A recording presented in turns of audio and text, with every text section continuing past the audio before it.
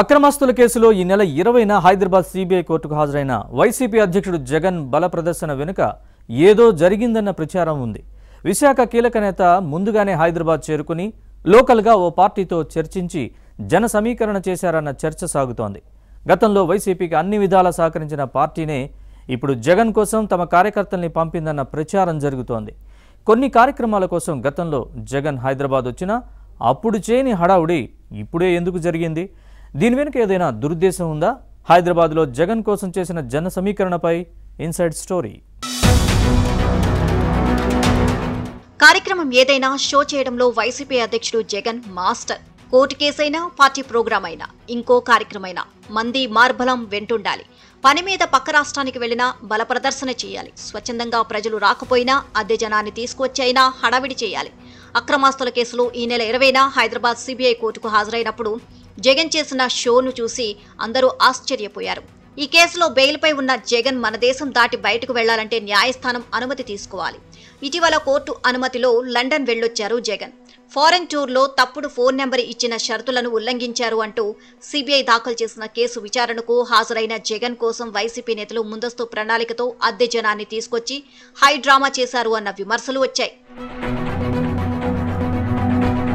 అక్రమాస్తుల కేసులో వైసీపీ అధ్యక్షుడు జగన్ 6 ఏళ్ల తర్వాత హైదరాబాద్ సిబిఐ ప్రత్యేక కోర్టు ముందు హాజరు అయ్యారు. గన్నవరం నుంచి ప్రత్యేక విమానంలో బేగంపేట్ ఎయిర్పోర్టుకు చేరినప్పటి నుంచి కోర్టు దగ్గర వరకు వైసీపీ కార్యకర్తలు, అలాగే జగన్ అభిమానులమని చెప్పుకున్న వారు నానా హడావిడి చేశారు. రప్పా రప్పా ప్లగార్డులు ప్రదర్శిస్తూ కాబోయే సీఎం జగన్ అంటూ నినాదాలు చేసి హంగామా సృష్టించారు. గుంపులు గుంపులుగా చేరి ట్రాఫిక్ కు తీవ్ర అంతరాయం కలిగించారు. ఇంకేముంది, జగన్ ని చూడ్డానికి భారీగా జనం వచ్చేశారని బ్లూ మీడియా ప్రచారం చేసుకుని సంబరం పడింది, చంకలు గుద్దుకుంది. ఇక తమకు తిరుగులేదని జబ్బలు చర్చుకుంది. వాస్తవానికి తెలంగాణతో పాటు హైదరాబాద్ లో వైసీపీకి నేతలు, కార్యకర్తలు పెద్దగా లేరు. కానీ ఇంతమంది జనం ఎక్కడి నుంచి వచ్చారు అని చాలా మందికి అనుమానం వస్తోంది. బేగంపేట ఎయిర్పోర్ట్ నుంచి నాంపల్లి కోర్టు వరకు అభిమానులు చేసిన రచ్చ వెనుక పెద్ద కుట్రే ఉందని విశాఖలో జోరుగా చర్చ జరుగుతోంది. జగన్ కోర్టుకి హాజరయ్యేటప్పుడు భారీ బల ప్రదర్శన చేయాలని ముందుగానే తాడేపల్లి ప్యాలెస్ ప్లాన్ పెద్దలు వేశారని సమాచారం. అందులో భాగంగానే ప్రతి జిల్లా నుంచి కీలక నేతలకు ఆదేశాలిచ్చి జనాన్ని పంపారని వినిపిస్తోంది. కోర్టుకు ప్రత్యక్షంగా హాజరైతే భద్రతాపరమైన సమస్యలు తలెత్తుతాయి అనే సందేశం బలంగా పంపాలని జగన్ భావించారని ప్రచారం జరిగింది. దీనికి రీజన్ ఉంది. తాను కోర్టుకు వస్తే రచ్చరచ్చ అవుతుందని, అభిమానులు తాకిడి ఎక్కువగా ఉంటుందని, భద్రతాపరమైన సమస్యలను సాకుగా చూపి భవిష్యత్తులో హాజరు కాకుండా ఉండేందుకే జగన్ పక్కా ప్లాన్ వేశారని విశాఖలో కూటమి నేతలు అంటున్నారు. జగన్ బేగంపేట్ ఎయిర్పోర్ట్ నుంచి నాంపల్లి కోర్టుకు వెళ్లే వరకు భారీగా జనం హాజరయ్యేలా ముందుగానే వైసీపీ హైకమాండ్ వ్యూహ రచన చేస్తోంది. ఇందులో భాగంగానే పార్టీలో ఉన్న కొందరు నేతలకు ఈ బాధ్యతను వారం ముందే అప్పగించారని గుసగుసలు వినపడుతున్నాయి. విశాఖ జిల్లా విషయానికి వస్తే జగన్ వీరాభిమాని ఒక యువ నేతకు ఈ పని అప్పగించింది. దీంతో ఆ లీడర్ ముందు రోజే హైదరాబాద్ చేరుకుని అవసరమైన జన సమీకరణ చేశారని స్టీల్ సిటీలో వినిపిస్తోంది.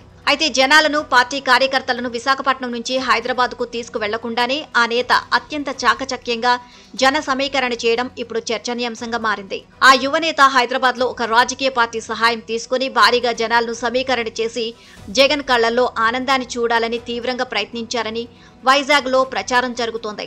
జెండాలు లేకపోయినా వారిలో ఆ పార్టీ కార్యకర్తలు కూడా ఉన్నారు అని వినిపిస్తోంది.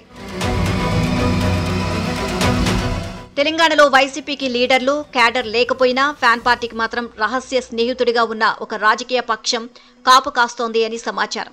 ఈ రెండు పార్టీల మధ్య పొత్తు బహిరంగంగా లేకపోయినా అంతర్గతంగా అంతకు మించిన అనుబంధం ఉందని వినిపిస్తోంది. అవసరమైన సమయంలో ఒకరికి ఒకరు ఇచ్చిపుచ్చుకుంటారు అని, ఎన్నికల సమయంలో డబ్బుల సంచులు పంపించుకుంటారు అన్న వాదన ఉంది.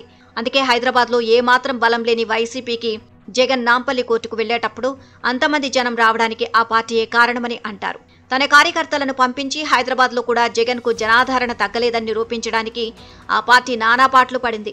జగన్ కు పొరుగు రాష్ట్రంలోనూ రోజురోజుకు ఆదరణ పెరుగుతుందని, ఏపీ ప్రజలను మభ్యపెట్టడానికి వైసీపీ వేసిన స్కెచ్ ఫలించింది అన్న ప్రచారం జరుగుతోంది. తనకు ఇంత సహాయం చేసిన ఆ పార్టీకి జగన్ రుణం తీర్చుకోకుండా ఉంటారా? చెప్పండి. త్వరలోనే తెలంగాణలో స్థానిక సంస్థల ఎన్నికలు, ఆ తర్వాత 2028లో అసెంబ్లీ ఎలక్షన్స్ ఉండనే ఉన్నాయి. గతంలో జగన్ పలు సందర్భాల్లో హైదరాబాద్ వచ్చినా ఎప్పుడూ లేని జన సమీకరణ ఇప్పుడే అందరికీ అర్థమైంది. భవిష్యత్తులో ఇంకెన్ని చిత్రాలు జరుగుతాయో చూడాలి.